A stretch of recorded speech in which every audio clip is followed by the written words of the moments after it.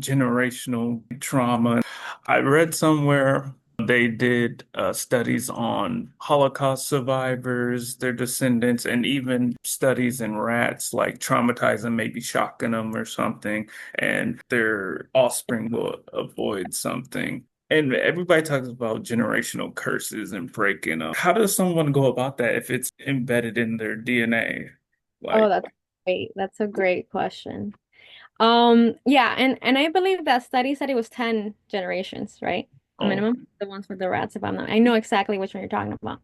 That's a great study. Okay. So, a lot of work. There's different components to it, right?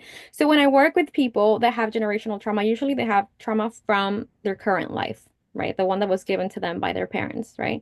And then what stays is, genetically, we are programmed in a certain manner. Um, this is where I was trained in dialectical behavior therapy, and one thing that I like about their the social biosocial theory is that people are born with sensitivities.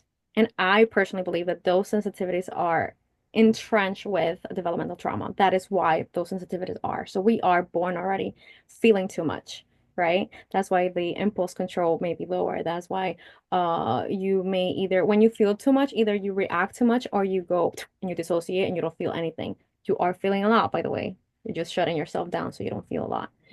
And so the work that has to happen, right, is depending on how dysregulated the person is, first they have to work on being able to have those skills. That mindfulness is essential to be able to come back to the present moment.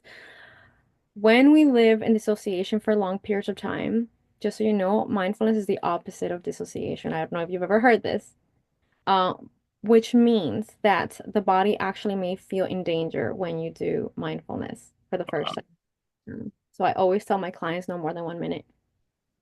And so we work on those skills first. You get really comfortable with those skills. You get really comfortable. And when I'm talking about skills, I'm talking about the mindfulness skills. I'm talking about interpersonal, emotion regulation, the stress tolerance skills. Only then can you work on that trauma. And once you do that, and here's a little interesting part that I found working with my clients.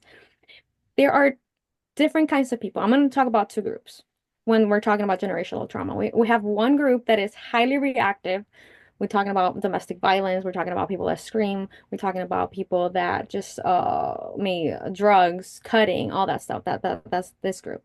The other group is the people that have a lot of difficulty with connection. They can be really good at. Oh, by the way, both groups are really good when it comes to work. They can be really successful people, by the way, work related. But when it comes to interpersonal, it's really difficult when you have generational trauma. Severe, by the way. I'm talking about, I want to give you like the extremes, okay?